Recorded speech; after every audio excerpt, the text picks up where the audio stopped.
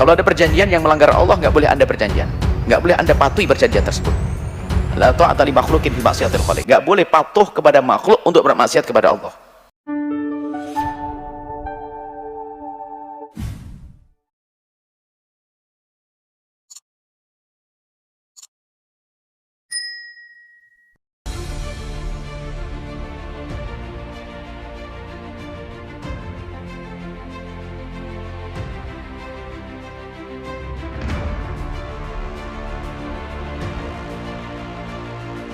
Maka jangan jual agamamu, akhiratmu untuk mendapatkan rupiah,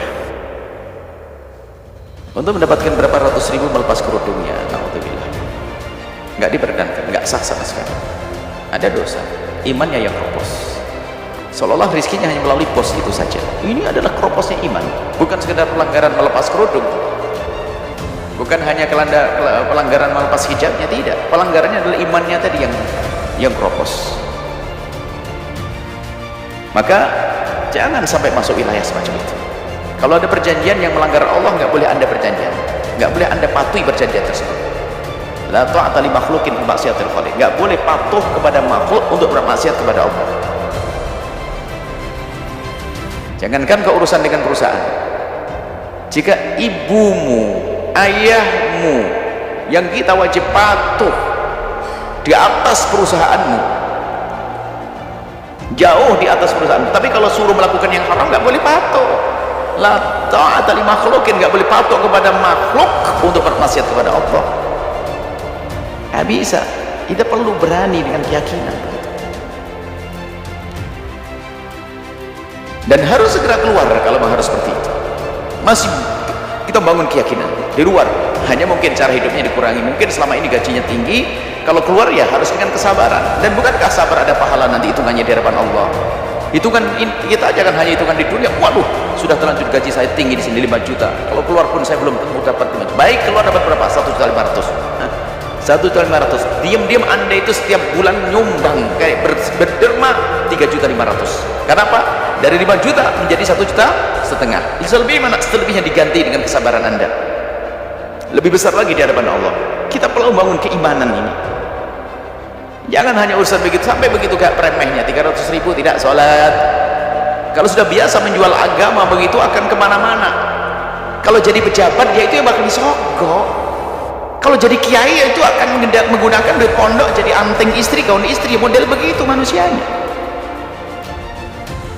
Karena kurang yakin kepada Allah, itu bahaya banget. Hanya kebetulan dia masih jadi pekerja saja begitu. Kalau jadi bos bisa saja dia culas juga, nggak takut kepada Allah kok. Kan kuncinya di situ. Jadi karyawannya melanggar Allah, kalau jadi bos ya sangat melanggar Allah. Sudah nggak peduli modalnya ada modal halal haram, yang penting saya sukses. Hati-hati. Jadi kemana kesana itu nanti arahnya.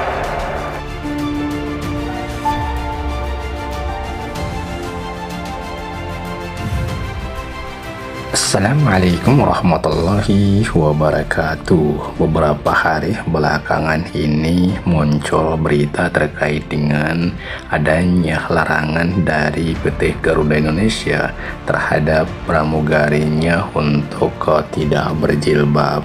Larangan itu kemudian menimbulkan sorotan dari publik, dan kita lihat di media sosial banyak sekali sorotan terkait dengan isu adanya larangan dari pihak Garuda kepada pramugarinya untuk menggunakan jilbab saat bertugas.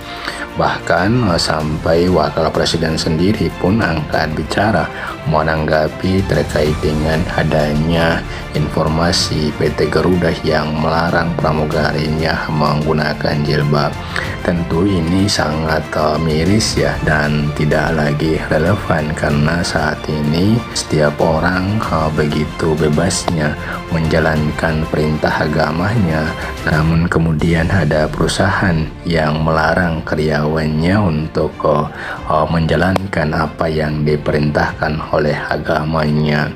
Apalagi perusahaan tersebut merupakan perusahaan plat merah, di mana Garuda Indonesia sendiri merupakan salah satu perusahaan plat merah, yang itu kemudian sangat disayangkan jika keputusannya melarang karyawannya ataupun pramugarinya menggunakan jilbab saat bertugas. Dan terkait dengan sorotan publik, bahkan Wakil Presiden pun ikut angkat bicara menanggapi adanya isu bahwa PT Garuda Indonesia melarang karyawan ataupun pramugarinya menggunakan jilbab tersebut. Pihak Garuda sendiri telah menyampaikan klarifikasinya, di mana menurut PT Garuda bahwa mereka akan melakukan kajian kembali terkait dengan larangan penggunaan jilbab tersebut. Tentunya kita berharap agar keputusan larangan penggunaan jilbab bagi para pramugari tersebut dapat ditinjau kembali dan tidak diberlakukan. Ya, demikian ulasan kita, semoga memberikan pencerahan. Amin. Wallahu alam. Assalamualaikum warahmatullahi wabarakatuh.